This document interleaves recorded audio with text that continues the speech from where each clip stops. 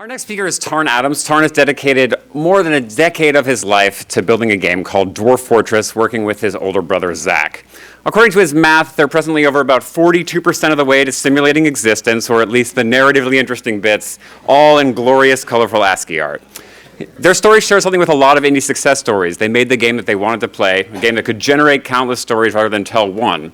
They're consistently ahead of design trends in games, permadeath, procedural generated worlds, narrative-oriented simulation, and the assertion that losing is fun are all things that came early to Dwarf Fortress.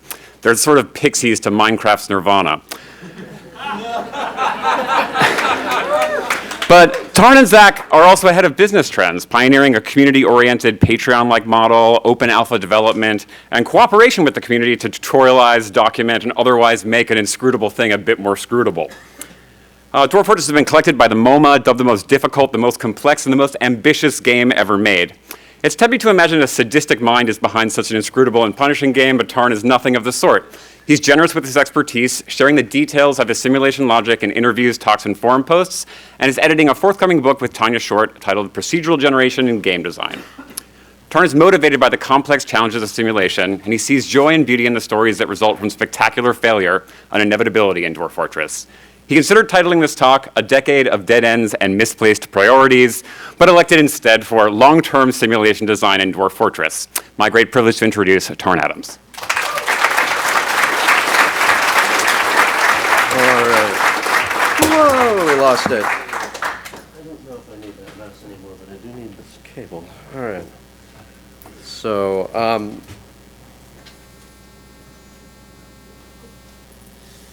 hey, all right. So, I don't know. Okay, here we go. Okay, I don't know what's going on up there. There it goes away. All right. So yeah, Dwarf Fortress is the game I made with my brother Zach, and we had Alicia's conceptual talk about systems today, and that's good because there's not a lot of conceptualizing I'm going to be doing. I'm just going to talk about it. This is basically a case study of that talk that we've been working for a long time on the simulation. It's gone a certain way, and there have been problems, and I'm just going to talk about what we've done. So if you aren't familiar with the game, it's a text-based graphics. Come on now. And so this is a world that it's generated with various sort of fractal algorithms, and it runs, say, a few hundred years of history if you're willing to wait to generate civilizations and a few, say 500 different little cities with people in them, 100,000 people running around, that kind of thing. In this, with the text graphics, and our concept for the game is a fantasy world simulator, but we really haven't allowed the player to inhabit that many roles. We'd like them to just be able to play for a while, retire or lose, and then play again. The main mode that they can play in now is this colony simulator. So the little happy faces are dwarves. You can see there's this sort of 3D as far as you can get in text, or not as far because you can do a better job, but that there's this hillside going down. You could show more, there's kind of this cutaway, and you can kind of move up and down. You don't directly control the actions of the dwarves. They just kind of do their own thing, and you direct the colony. But when we released the game in 2006, it wasn't like this at all. We're going to zoom back a little bit. This is a fortress from the 2006 original release, and there was always grass on the left. You started with a little wagon there with 7 dwarves and dug to the right. The right was deeper in a sense, and you always hit a river, then you hit a chasm, then you hit magma, and there were certain associated disasters with finding those things. And the player could build, you see, a variety of different fortresses, but they always had the same overall feel to them, that there would be these exact obstacles, a kind of north-south exploration for minerals of increasingly better kinds. It was a really sort of game-focused at the time for as long as that lasted. And it didn't last long. Within 5 months, we had this sort of previous 3D game that we were morbidly fascinated with called Slaves to Armagh, God of Blood. It was really over-simulated, and we didn't think about the game at all, but we had this kind of, we wanted 3D architecture, we wanted 3D fluids flowing around, and so forth. And we didn't really know how to do it in text graphics at all, and weren't really willing to dive into it until problems with the design that came up kind of didn't force our hand, but at least encouraged us to jump off the cliff. So we have this 2D fluid here. This is a river.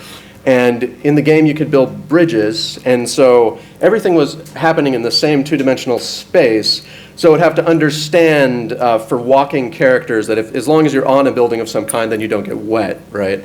And stored the water there. You could dig channels, and they would flood. That's simple enough to understand. Placing floodgates, then you could empty the channel. And then we added aqueducts, and things start to get nested, and you can't just store water with a bit field anymore because it lives on the structures, especially if your aqueduct pours water all over the bridge, then your feet get wet if there's like a bridge bit water set thing, whatever. And it just got, because of the flawed sort of initial conception that we didn't like go right to 3D, we just ended up with a special case nightmare I'm sure some of you are familiar with. And there are drawbridges too, and you can, of course, change the floodgates.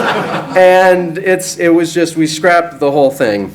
And the problem with that, though, is we had this really nice game feeling. It was a little sort of restrictive narrative-wise in terms of the kind of fortresses you could make.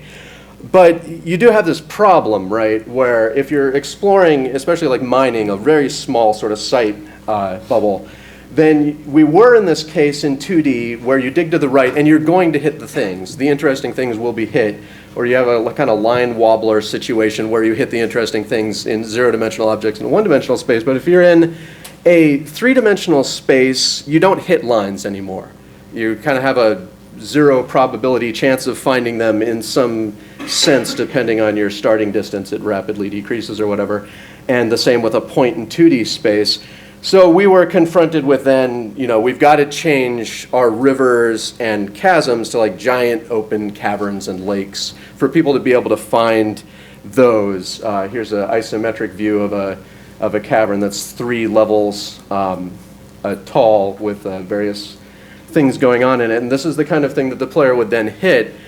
And we can do a lot with the cavern in terms of the features that are there, various fluids and giant mushrooms growing and all kinds of things.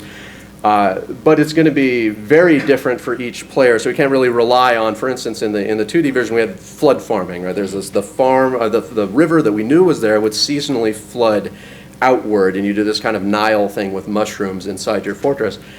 Now it's up to your ability to find and move water around, and you might be trading for food instead if you can't find any. Although the farming is too easy in the current version, but there were upsides, right? This is kind of a post-Minecraft picture, but they were kind of technically able to do things like this before that. So people are kind of more used to this now. But it was kind of interesting when we did it in 2007 to be able to do this kind of Lego sculpture thing and do these really interesting pictures. So on the whole, even though it became kind of a nightmare to generate the maps, debugging generation algorithms in 3D is there's just this one little added piece of pain that comes from having the Z coordinate that makes the debugging just that much worse.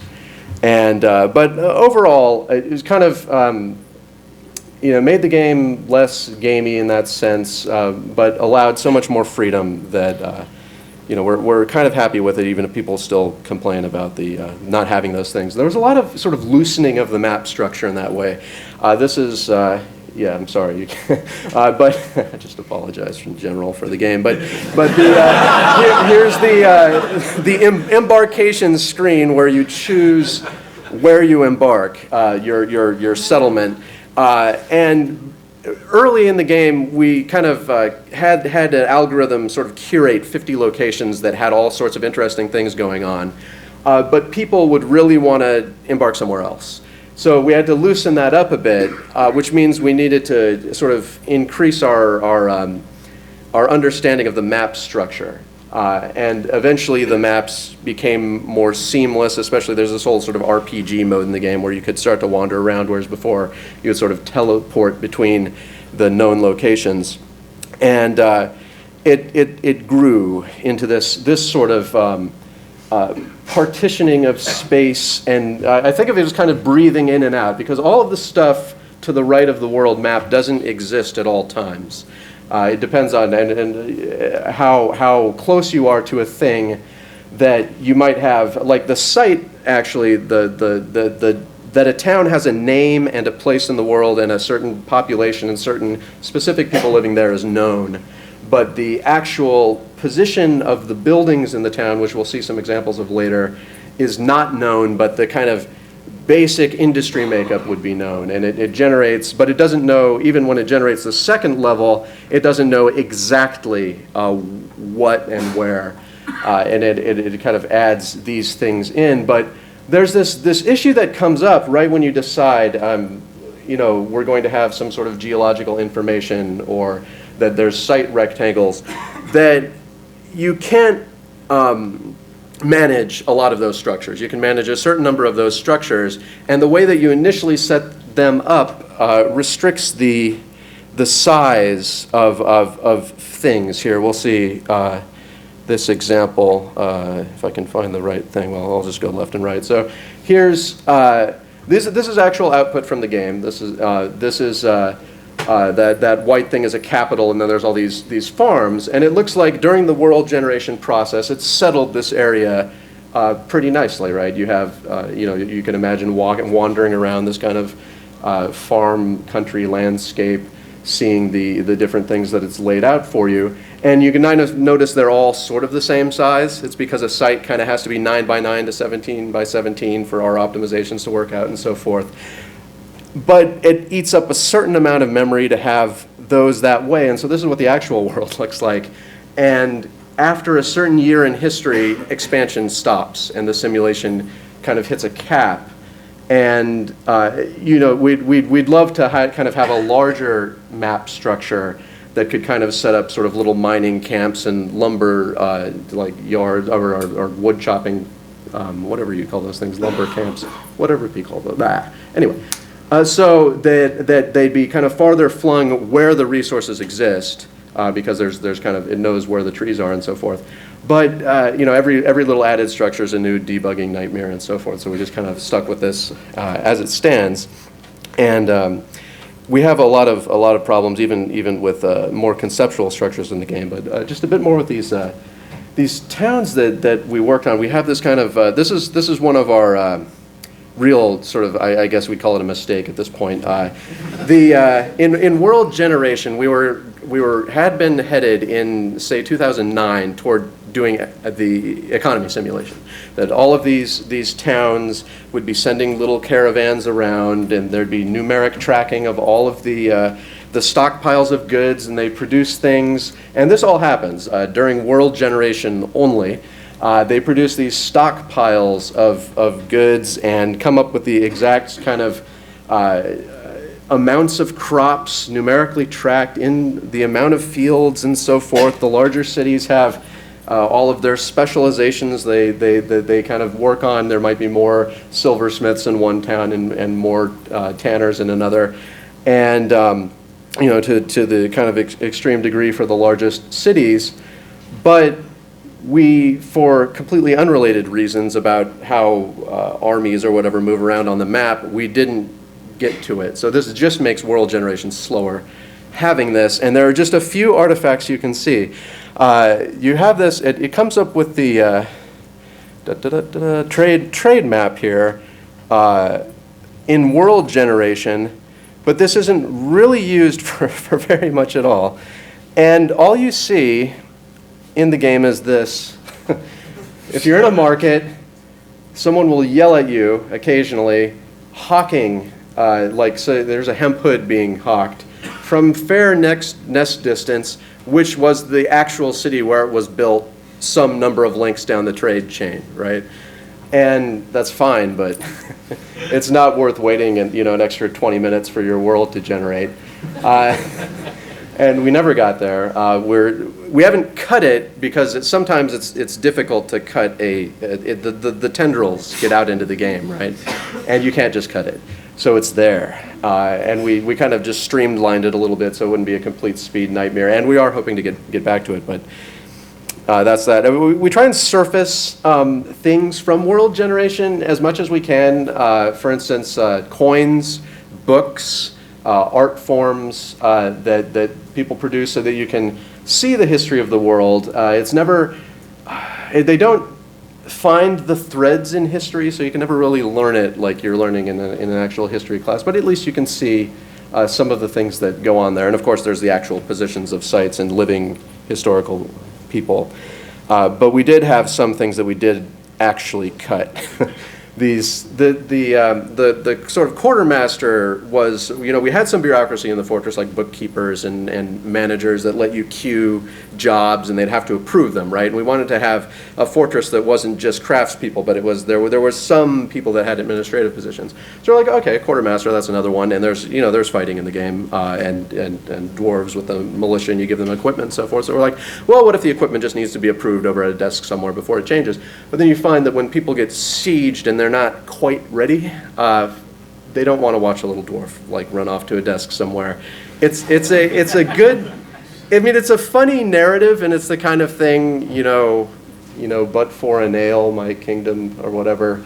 But it's the same nail every time, right? And that's just it's not a good story. It's just for people to sort of commiserate on the forum about that happened. And having dwarves with individual coins that they stored in little pouches that were in-game items quickly became unmanageable as well, because the in-game items started to track more and more about themselves and knew the temperature, and knew if they had any kind of contaminant smeared on them.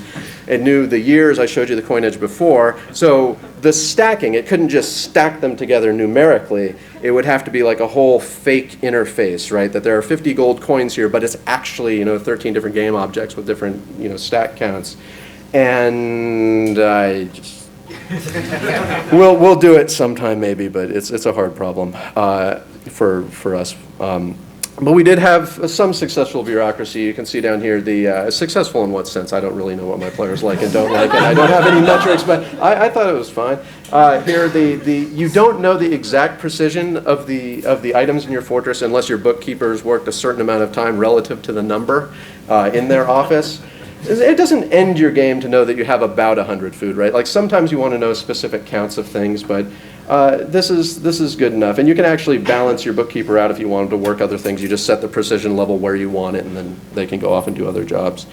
So now let's go to what was probably, I think the most successful sort of long-term building simulation I've got, probably just because it's so pragmatic, is just the body system that we've been building over time. So here's an early game, body simulation.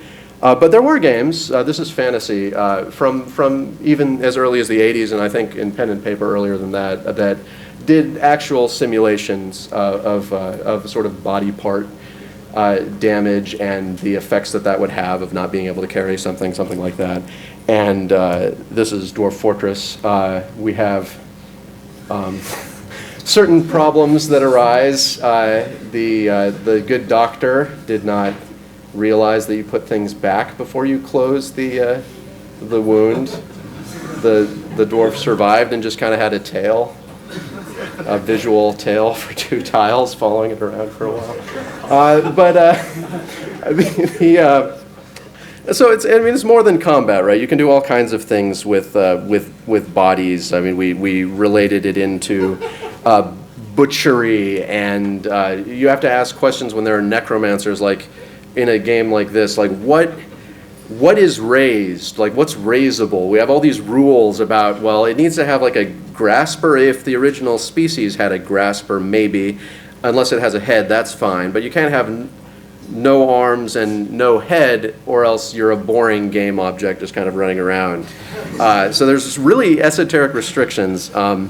But then there was the matter of like if there's a butcher has skinned something and leaves the skin over, is raising that any different from raising a skeleton? And we let the skin kind of raise as kind of this creepy slug thing, as long as it has a fleshy hand to pinch you with. And so it looks like this. I don't know if that's legible. I was worried about this. This is just a screenshot pasted in of the moddable text file. So people can change all of these things. You see there's wound infections and a pus template at the bottom. That's a whole separate file. Fingernails and all that kind of thing. It's like, at some point it became a sort of why not thing, which is not a very healthy impulse. But it works though, and there's not too many bugs associated with this, and it gives people an incredible amount of flexibility when they want to do something with an exoskeleton that acts correctly, right? It just works. You don't have to worry. That was why, kind of the reason, one of the main drivers about why tissues, why have skin, fat, muscle, bone in an arm rather than just defining a sort of armor class material for the thing, was that because the inside and the outside act differently on different creatures.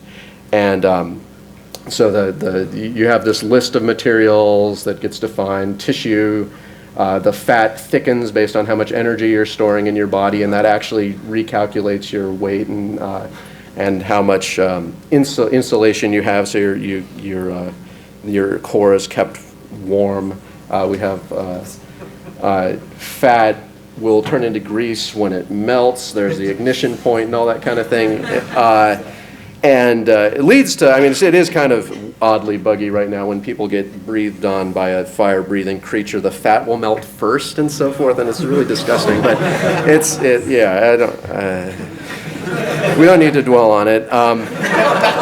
But we do have, there was a kind of too far here too, I think. With these numbers you see at the bottom for steel and every other material in the game, that we have the impact, yield, fracture point, and the strain, which is the percentage of how much it's bent when it finally starts to fracture, or rather when it's yielding, which means it's not elastic and popping back to its original position, so you have to bend it like 10% of the way for it to stick, otherwise it pops back. But there's a lot of numbers there. The data entry by itself is annoying. Fortunately, lots of people help with that. But obviously a lot of this information is not exposed to the player, but at least it adds this sort of sense that the world's self-consistent and the simulation's working. I don't think people need to really understand the mechanics of what's there as long as it behaves as expected and they know how to interact with it. But this is not one of those things, right? There needs to be, we don't even have right now, generally steel is better than, say, bronze to use. The numbers would give you that, but we have been very, slow with the kind of UI and helpful information, as you know, perhaps, if you've played the game.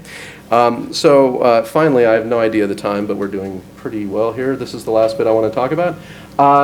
The last simulation we've been kind of working on for the last 14 years or so is what the mind or whatever. I'm using personality in a very, very broad sense here. Just things that aren't back on those body slides. That when we released the game, it was very much like the digging to the right. There's this sort of gamey place. It's great to start a game there. So you can get your little iterative loop going, and you can be excited about it and add to it.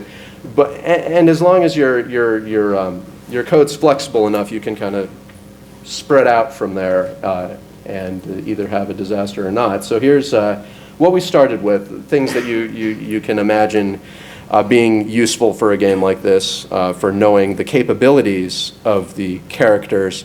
But we wanted characters to have their own sort of identity, like characters in a book. Thinking about characterization, and people would already ascribe, of course, those properties to them just based on what they did.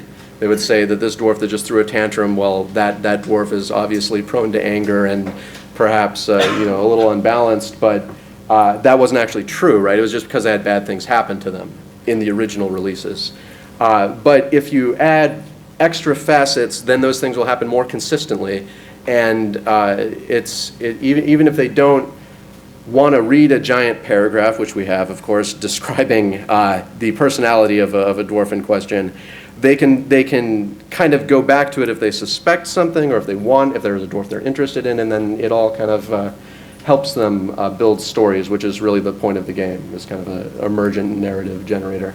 And this is where we started, and we did this for years. This is the NEO-PIR personality inventory. There's also like, I don't know how to say these things because I just read them as like IP is the other name for it if you want it less proprietary version or something. And this goes a long way, but you're not going to recognize a character from a sort of traditional. We always want to shoot for a kind of mediocre, cheap fantasy universe. It's not something that aspires to the highest in us and doesn't judge us like this. Because this doesn't, like, you're not going to see anything bad said about someone, because this is for psychologists, right? And they don't want to just say, you suck, right? You're a greedy liar, right? They have this morality one up there, which is kind of like, you think that there are situations where being straightforward with people isn't always the best option. And that's the closest they got. And that's if you're way off the chart, right? And so we, about a couple years ago, we decided we really want our characters to be a little bit stronger, especially because we were starting a lot of sort of non-player characters moving around. So we just, hit the St. Thomas, hit the characterization 101 to judge people, right? And just scrawled all over this thing. So you can be shameless now, you can be greedy, you can be vengeful, you can be merciful or cruel, which is not something you're going to hear the psychologists say. And we just replaced morality with a whole different system I can show you in a bit. And so this works better. We try. I mean, there's a lot of facets, right? I mean, that's the thing with, you not all of these are used very much, as you might imagine. We try to go through and use them. And we have a diverse enough simulation at this point that there is a chance for things like orderliness and dutifulness to actually have a meaningful impact on the game. But it is certainly not, this is not something that's perfectly integrated.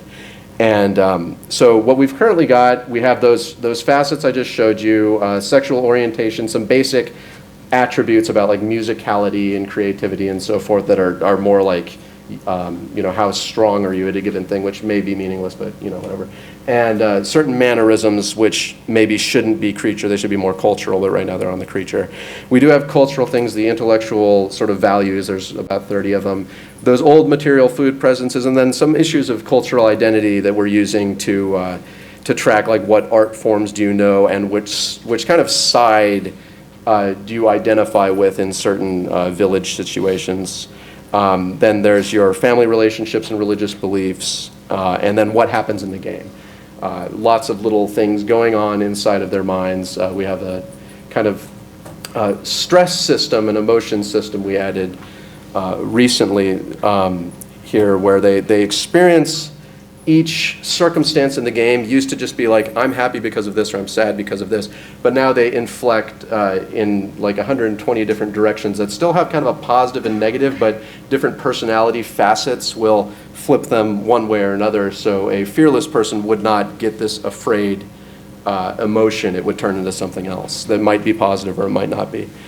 And this here is the old way it used to work was just, we had these, it would sum up all of the thoughts that were in your head over the last season, and then if bad things happen to a dwarf, you get this negative number, right? And then you'd get, that dwarf would start acting out. It was really the only mechanism we had to sort of punish the player for not taking care of their dwarves, as they start throwing things and getting in fist fights and stuff like that. Sort of a gamey thing. It's not, precisely how things might work.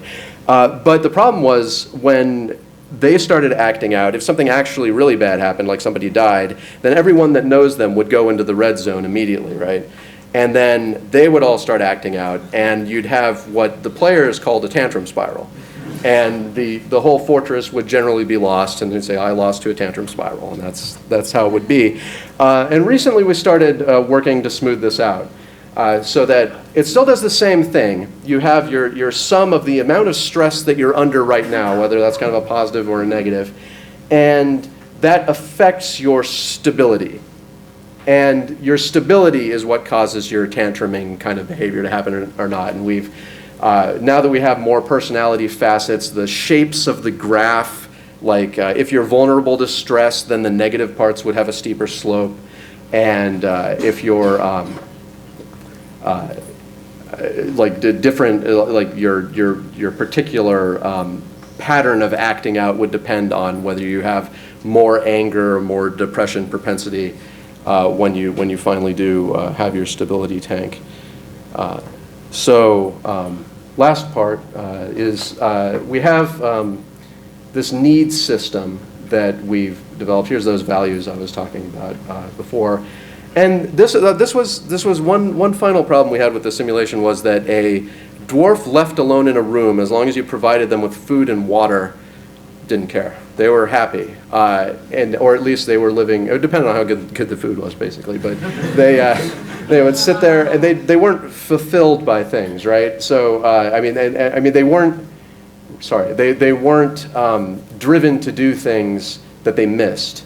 And so we came up with, and this kind of thing that exists in a lot of games, having just a need to do things, and then you start to suffer if you don't meet the kind of emotional needs. And we kind of just sum them all up and add a sort of focused distraction thing to gamify it a little bit. So there's some positive and negative benefits to meeting needs outside of flat-out tantrums, just to make everything a little less extreme. And the kind of interesting thing about this is how we used it in the RPG mode. So there's this whole RPG mode of the game, and you can set your own personality in the beginning. You don't have to like mess with it. You can just take what it gives you. And it's something that we always worried about, was that if we added personality to these characters, which is necessary in the sense that we encourage you to kind of retire your character after a point to move to a different role so you can see different parts of the world, see how they interact. But once you retire your character, how are they going to act, right? You know, in some perfect world, it would be able to detect what kind of player you are and give you a personality based on your previous actions, but that's a difficult problem. So we've got this now where you can set your personality. If you want, you can do it, you know, with sliders, the scrolls for pages, but you can just take the one here, and that'll create these needs. They're the same needs that you get in the Fortress mode, but you don't have to meet them, but it rewards role-playing. If you act like the person that you said you were, then you'll satisfy the needs that you have.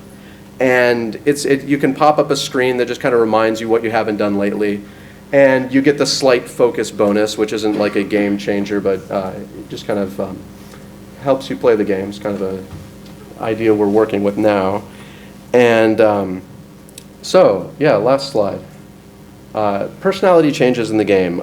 This is something that we're hoping to work toward because it's kind of one of the most important things about getting a story going is changes in people's lives where they have a very kind of important moment that you know, as an author, you might be using to illustrate something about the human condition or something like that. In our game, it's just the interesting part of the story in general. And we have some, but we don't have the important ones. You have the whole long-term stress tantrum spiral thing. You can change your intellectual values now by reading books and getting in arguments with people. As playing the role-playing game, if you're arguing with someone, it gives you an option if you want to change your mind about that thing or not. And then you can just lie to people. If you didn't change your mind, you can still convince people of things that you don't actually believe in, if you're good at arguing. You can change your religious beliefs. Obviously, your relationships and reputation can change. And when those things change, it can change your needs. It recalculates them. But there's no facet changes, which is sort of I think a psychologist would be appalled by that, because the largest sort of, or the most correlated factor with personality changes is your age, right? When you start as a kid, you don't have a lot of filters or control over your impulses and so forth, and so your facets are all screwed up, right? And they sort of gravitate toward your adult state, which then changes over time. And then in a sort of narrative sense, we'd want to like find moments where they could change as well, where you might become a less greedy person because X happened or whatever. But that's a difficult problem, I think, to find out when you should do that, because the game can be wrong, and if the game's wrong about it, then it's a jarring experience rather than not doing it at all. So yeah, here's the block slide I promised everybody, or the organizer. So that's it.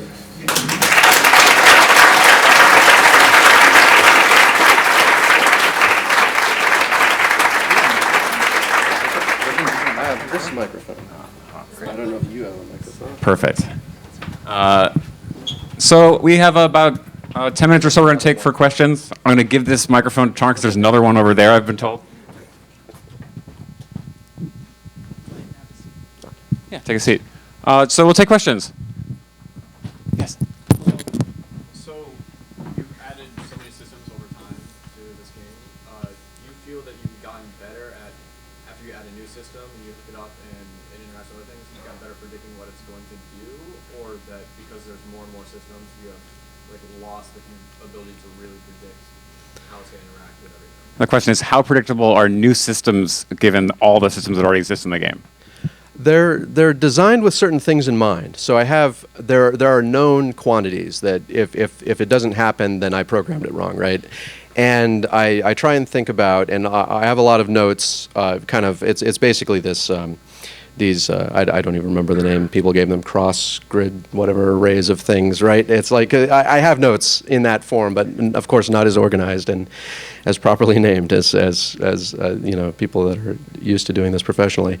And so at the same time, there are so many systems that there's always something shocking and horrible happens. I mean, the recent one people might have read about is the cats that were dying walking into bars because they would track alcohol onto their feet and then clean themselves.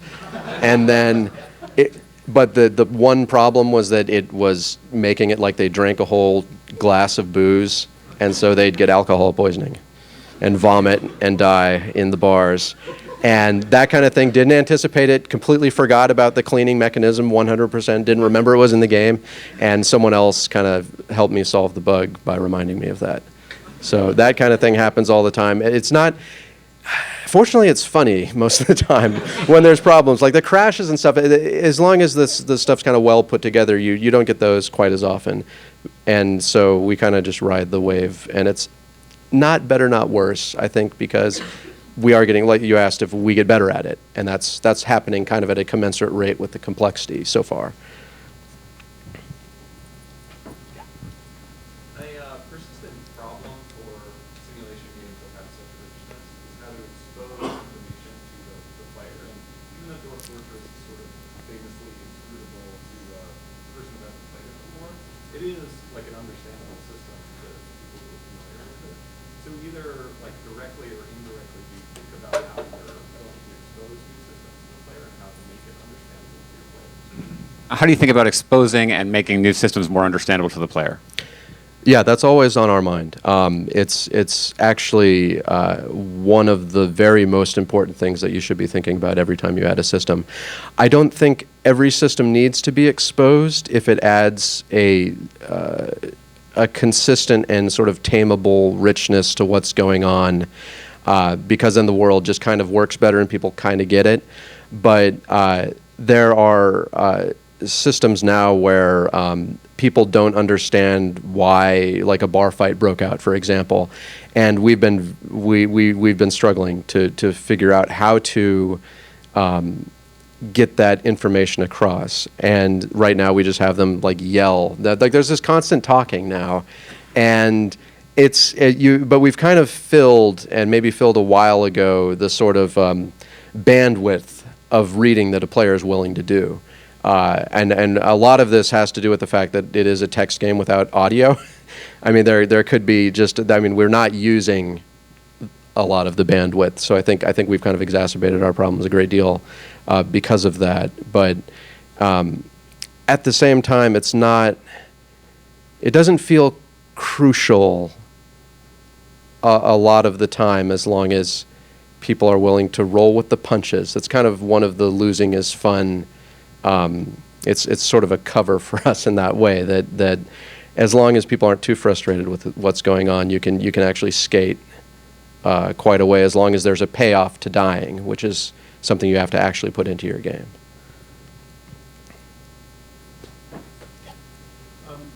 Do you feel like, as you're developing these systems, that you're kind of defining the Dwarf kind of culture, or do you think you're trying to represent kind of, in some sense, all kind of culture within? When you're modeling culture, do you think about the culture as dwarf culture or more broadly culture? This comes up because dwarves in media are a certain way, becoming increasingly more Scottish and more drunk over time. Don't know why that is, actually. It for us, I mean, that sort of informs what we do a bit. There's also they're sort of outsized humans emotionally, I guess, and a little more unbalanced is how we think about them. It's also a cover for bugs to do that, right? If a dwarf misbehaves and does something ridiculous, then people are just like, oh, it's being dwarfy. And then we can kind of go just fix things after watching some people.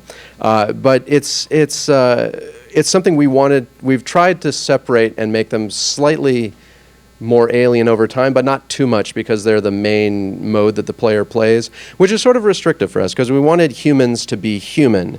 I mean, people would often say things like, we made our goblins quite weird. We didn't need to have goblins in the first place. That's a whole other discussion about getting rid of it's kind of a reference point for people. We wanted very familiar fantasy things. It's not because we're lazy. It's because the game is so strange already that there needed to be grounding. But the goblins are very weird. They don't need to eat, and they could live forever, right? And people became uncomfortable with that, and were like, why don't you just make them like the Mongols or something, right? And it was like, because the humans can be like the Mongols. That's like the whole, we want to have a richness of human civilizations, and which leaves those others kind of as strange experimental outliers. We use them to experiment with new modding tags and so forth when we put one on the elves, like when they started eating dead bodies, or the trying to model a world gen civilization where people didn't require food at all was done with the goblins. And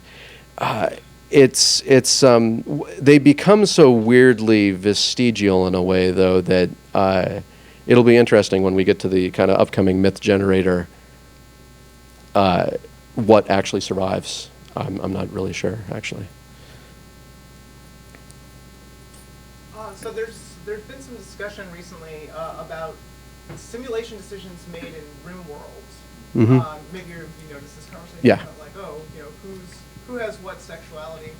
And I was very interested to see that you were using the Neo-IPEP kind of ocean model, which of course is a model for human being psychology.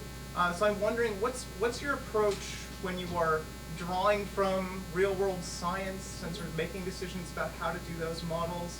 Do you feel like, are you trying to make or avoid certain kinds of statements that would like reflect an opinion on your part, or what's your approach?